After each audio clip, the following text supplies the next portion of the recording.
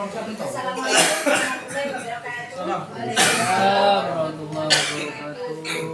Baiklah, saya ucapkan terima kasih kepada Bapak Ibu Guru, kepada Bapak Kepala Sekolah yang sudah memberikan izin kepada saya untuk melaksanakan kegiatan OJL yang ketiga. Tidak hanya menjadi tugasnya guru BK saja.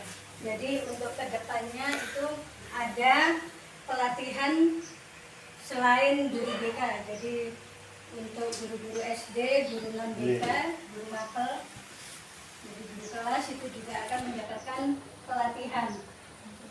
Nah, di sini saya hanya menyampaikan sedikit untuk latar belakangnya. Nah, dengan kelanjutannya dengan materi yang sudah dikemas dengan menarik itu, jangkauannya nanti diharapkan murid-murid di Indonesia itu mendapatkan layanan yang berkualitas. Jadi tidak hanya guru BK saja yang memberikan layanan kepada anak didik kita. Jadi seperti kemarin sudah kita laksanakan ya, ketika ada pembagian guru wali dan ketika anak bimbingannya membutuhkan bimbingan kita, itu sudah masing-masing guru wali sudah menangani putra-putri bimbingannya. Jadi itu salah satu yang sudah terlaksana. Jadi di sekolah kita juga sudah melaksanakannya. Ini ketika pelatihan itu ada 7 jurus BK hebat. Jadi yang mana dari 7 itu ada bagian yang untuk peserta didik atau murid, ada juga yang untuk Bapak Ibu guru. Jadi yang pertama kenali potensi, itu asesmen minat dan bakat. Ini biasanya sudah diadakan oleh guru BK.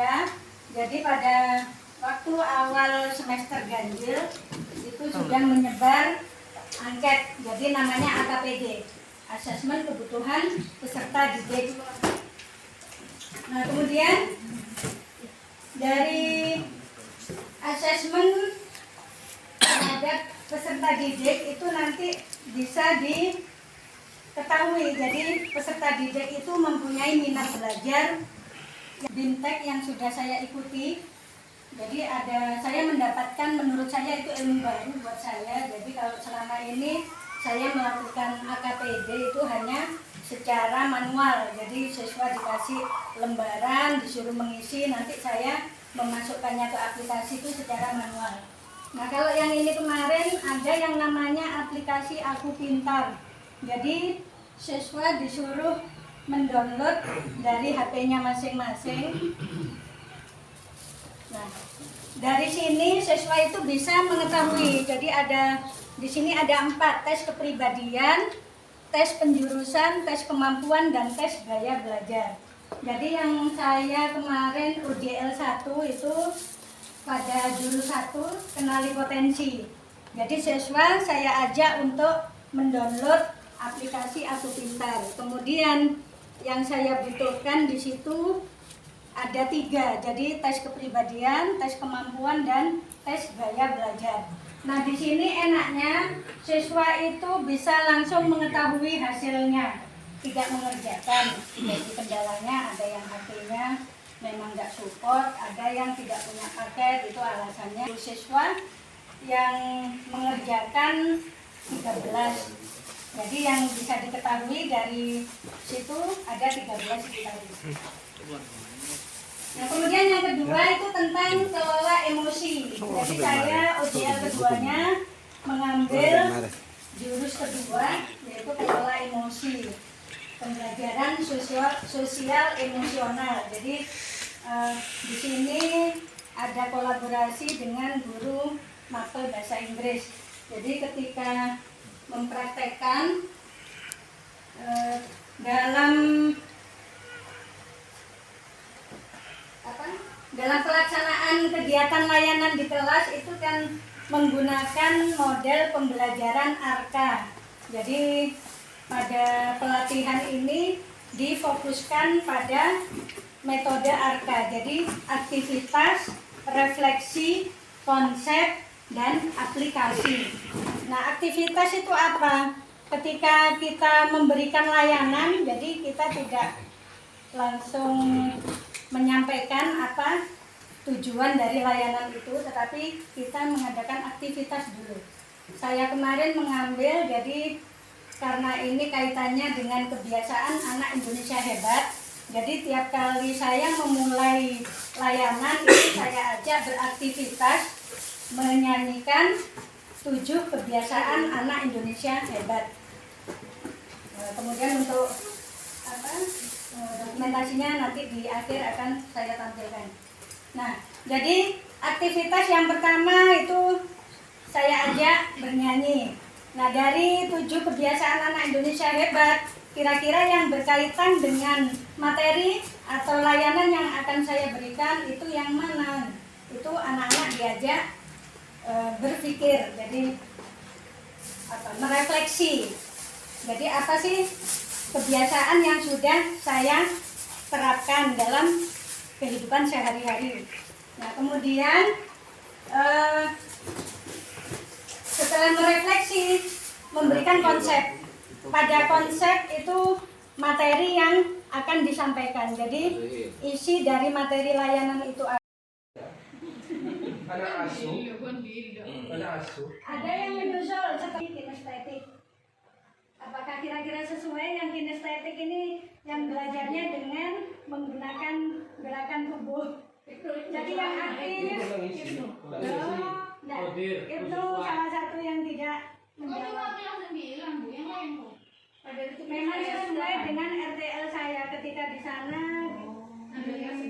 Tentukan untuk membuat RTL mau mengadakan di kelas berapa. Jadi sesuai dengan RTL saya. Ezra itu ketahuan. Ezra itu tidak kinestetik, mana itu? Ezra kinestetik.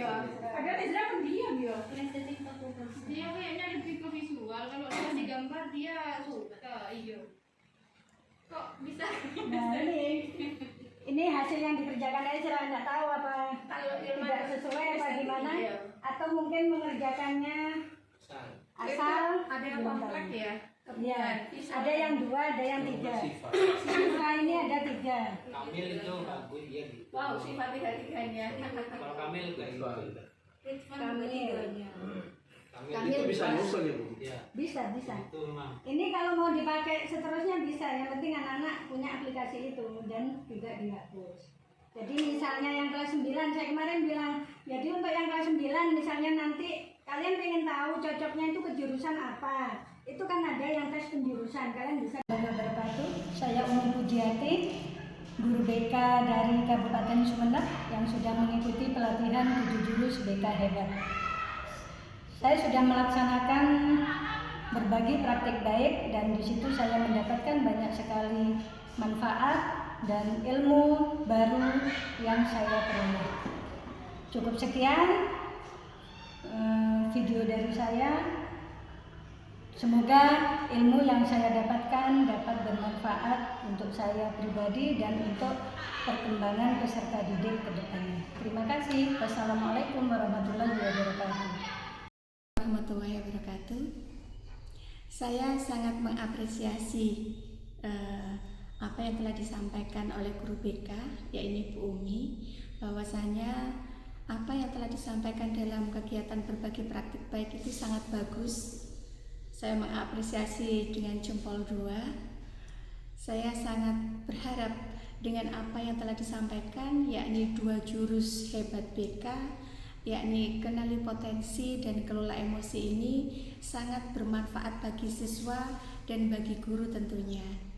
Menurut kami sebagai guru, dengan kenali potensi kita bisa mengetahui gaya belajar siswa. Ada yang auditori, ada yang kinestetik maupun visual. Sehingga dengan mengetahui hal tersebut, kami bisa mengelompokkan siswa berdasarkan potensi-potensi tersebut. Dan apa yang akan kami sampaikan di kelas itu bisa dengan baik menyesuaikan dengan potensi siswa. Kemudian yang kedua, dengan kelola emosi. Ini juga sangat baik untuk siswa dan juga sangat bermanfaat bagi kami sebagai tenaga pendidik.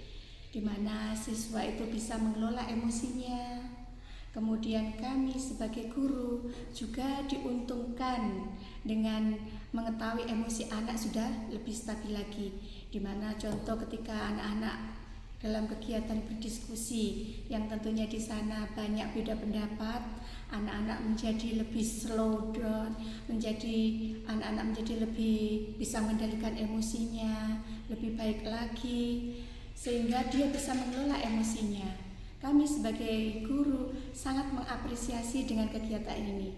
Kami berharap kegiatan ini tidak cukup diberikan kepada kelas 9 saja, karena kemarin kegiatan RTL yang dari Bu Umi itu kan hanya di kelas 9. Nah, karena manfaatnya ini cukup baik, sehingga kami berharap kegiatan ini juga dilanjutkan berlanjut lagi kepada kelas 7 dan kelas 8 yang nantinya bisa diketahui bagaimana potensi siswa bisa mengelola emosinya, yang tentunya ini akan berdampak kepada kami di dalam kegiatan pembelajaran. Semoga kegiatan ini semakin lebih baik lagi, bermanfaat bagi siswa, bermanfaat bagi kami sebagai tenaga pendidik, dan pembelajaran bisa lebih baik lagi. Terima kasih.